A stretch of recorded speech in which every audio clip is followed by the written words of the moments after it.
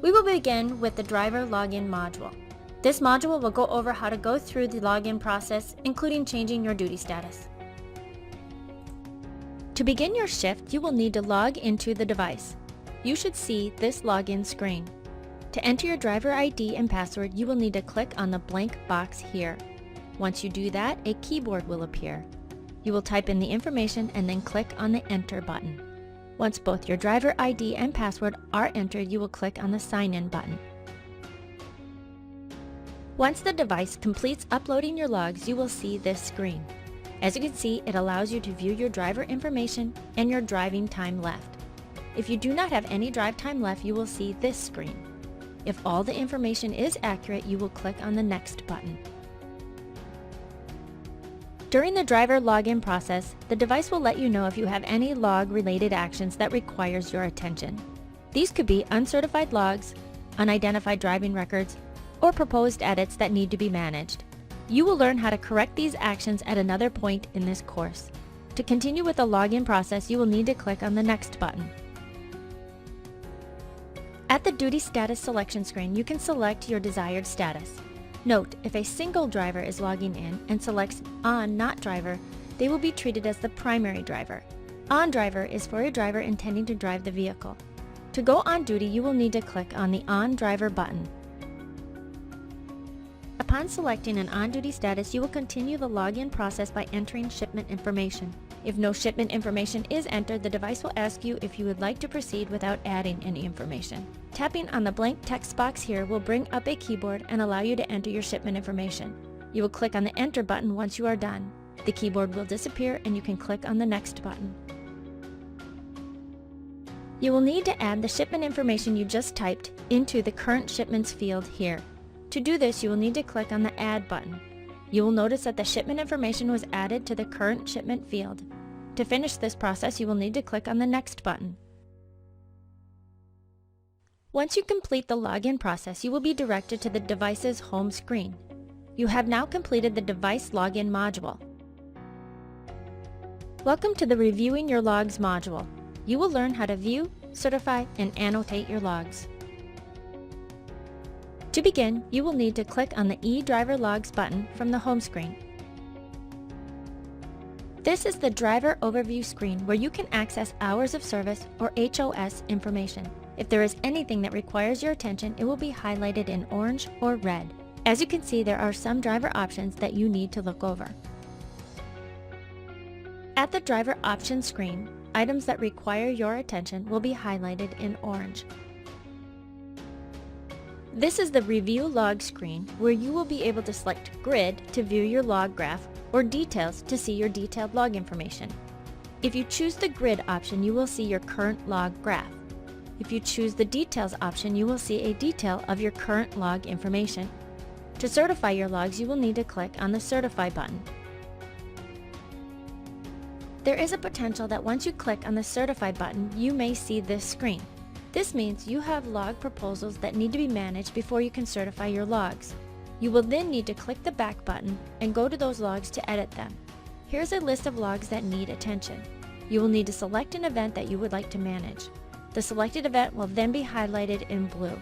Once you highlight the event, you will see now you have the ability to annotate, accept, or reject the proposed event. An accepted event will turn green on the Log Events section of the log. You can put a note in the event by clicking on Annotate, or you can click Done. We will go over annotations in another module. For the sake of editing a proposed log, we will click on Done.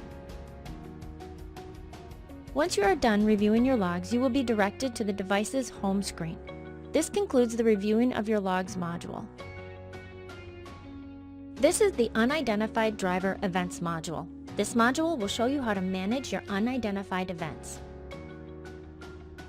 In order for you to manage your unidentified driving events, you will have to go into your driver overview by clicking on the eDriver Logs button on the home screen. On the driver overview screen, the items in orange are in need of your attention. This is what an unidentified driver event looks like. When reviewing unidentified driving events, it's very important that you pay close attention to the details of the event. You are able to annotate, accept, or reject the event. Whether you are accepting or rejecting an event, it is recommended that that event be annotated.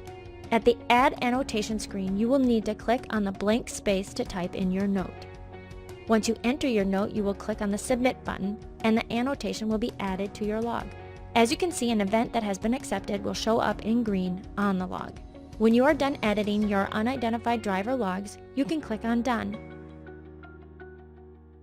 After you have managed all of your unidentified driver events, you will be able to certify your logs. To do so, you will need to click on the Certify button. The next screen after you click on Certify will be this password screen. Log certifications require you to enter your password. This is the same password used to log in to the in-cab device. Just like any entry you will make, you will click on the blank field here, a keyboard will appear, you will type in your password, click on the Enter button, then return back to this screen. Once you enter your password, you will then click on the Agree button. Once you have reviewed and properly managed all log items that required your attention, you will see that the Unidentified Driver option will no longer be orange. This concludes the Unidentified Driver Events module. This is the Resources module. In this module, you will learn how to add and edit your resources. These resources include your trailers and shipments. To begin, you will need to be in the Driver Overview screen. The Driver Overview screen will indicate if a driver has entered resources in the top right corner of the screen. If resources have not been entered, you will see a red X on either the shipment or trailer icon like you do here. To enter resources, you will need to click on the Resources button. This is the Resources screen. You can manage your shipment and trailer information here. The process is the same for both adding trailers and shipments. For this training, we will go over how to add your trailer. You will be directed to the Trailer Resource screen. To enter a trailer, you will need to click in the Trailer ID field. A keyboard will appear to allow you to type in your trailer number. You will then click on Done and you will see the trailer number entered in the field. To add the trailer into the current trailers field, you will need to click on the Add button. Once all resources have been entered, the top right of the Driver Overview screen will only show the connectivity icon. This concludes the Adding Resources module. Welcome to the Managing Your Day module. In this module, you will learn about the Safe Mode screen, how to take a rest break, and how to change your duty status coming off your break. To begin, you will need to know this information. 1. After you start driving, you will be put into the driving status after you drive 5 miles per hour or faster. 2. 5 minutes after being completely stopped, you will be put in an on-duty, not driving status. Once a vehicle is in motion, this Safe Mode screen will pop up. You will not be able to interact with the device outside of the one-touch features on this screen. As well, this is the screen you will see after your vehicle has been completely stopped for 5 minutes. This screen gives you 3 options to choose from. Switch to the on-duty status, stay in the driving status, or to change to another status. To go on a rest break, you will need to be in the Driver Overview screen. You will need to click on the Rest Break button to go off-duty for a rest break. This is the only way you can go off-duty while remaining logged in. After selecting Rest Break, you will receive a confirmation prompt. When you are in your rest break status, you will be able to see your time counting down. The driving time left meter will also show you when you've gained your remaining drive time after your break is over. To complete your break, you will need to click on the Stop Break button. Once selecting Stop Break, you have the option of selecting an available duty status. Once you have completed your rest break, you will be directed to the device's home screen. This concludes the Managing Your Day module. This is the Roadside Inspection module. You will learn how to complete a roadside inspection. Roadside inspections can be triggered from the home screen by clicking on the roadside icon or from the Driver Overview menu.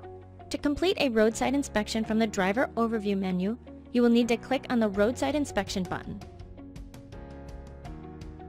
This is the Roadside Inspection screen.